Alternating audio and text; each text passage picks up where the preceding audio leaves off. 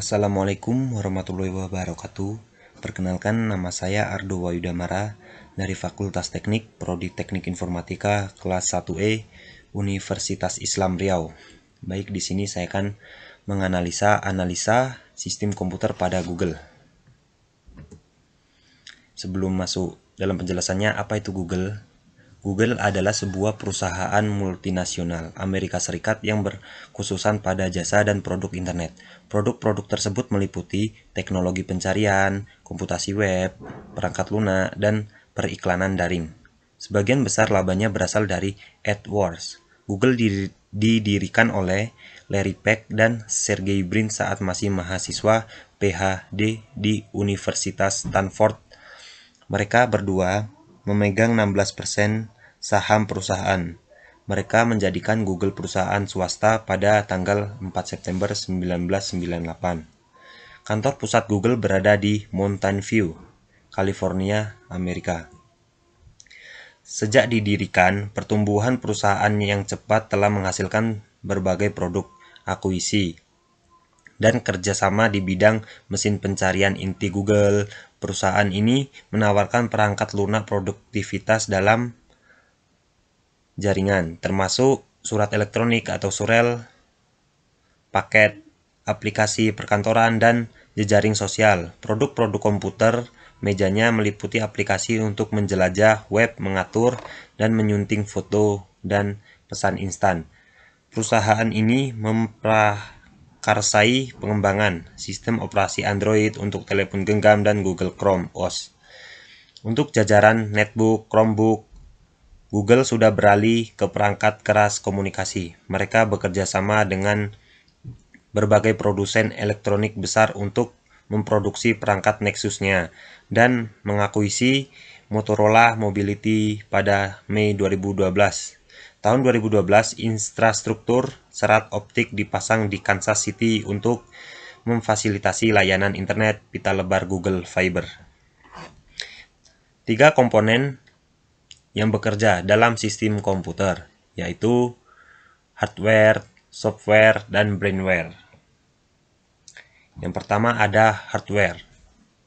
Merupakan perangkat keras yang kasat mata dan memiliki wujud fisik yang dapat diraba, yaitu input device, processing device, dan output device. Yang kedua ada software, adalah sebuah data yang diprogram dan disimpan secara digital yang tidak terlihat secara fisik tetapi terdapat dalam komputer, yaitu sistem operasi dan software aplikasi. Yang ketiga adalah brainware, adalah orang yang memakai ataupun mengoperasikan perangkat komputer, yaitu programmer dan operator komputer. Komputer kuantum milik Google 100 juta lebih cepat dari komputer biasa yang bernama D-Wave. D-Wave adalah mesin yang paling dekat dengan kita. Mesin ini bekerja dengan bit kuantum dan kubik sebagai bit konvensional lainnya. Mesin D-Wave dapat menjadi jauh lebih cepat daripada simulasi anil, simulasi komputasi kuantum pada chip komputer klasik. Spesifikasi komputer merupakan suatu kebutuhan pengguna dalam memaksimalkan penggunaan perangkat komputer yang berikut. Pertama, spesifikasi low-end. Fungsinya hanya sekedar untuk mengetik data dan pemrosesan data tingkat rendah. Salah satu contohnya adalah Dual Core E5400. Yang kedua, spesifikasi mid-end. Fungsinya setingkat tinggi dari komputer low-end. Komputer mid-end dapat digunakan untuk aplikasi pengolahan grafis tingkat menengah. Salah satu contohnya adalah Core i5-750 Box atau 8M Chats 2,66 GHz. Yang ketiga adalah spesifikasi high-end. Fungsinya paling superior dibanding komputer mid-end dan low-end. Salah satu contohnya adalah BioStar T5XE.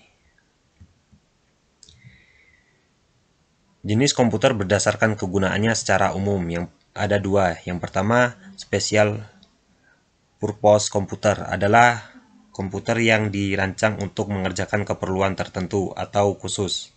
Yang kedua ada general purpose komputer adalah komputer yang dirancang untuk menyelesaikan berbagai macam pekerjaan. Jenis komputer berdasarkan fungsinya. Yang pertama ada server, adalah komputer yang memiliki fungsi menyediakan layanan untuk komputer lainnya yang disebut dengan komputer client. Yang kedua ada workstation, adalah sebuah komputer yang dirancang untuk tujuan melakukan suatu pekerjaan yang khusus atau spesifik.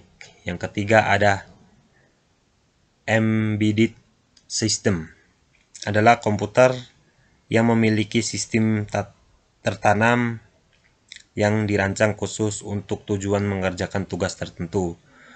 Yang keempat ada information application,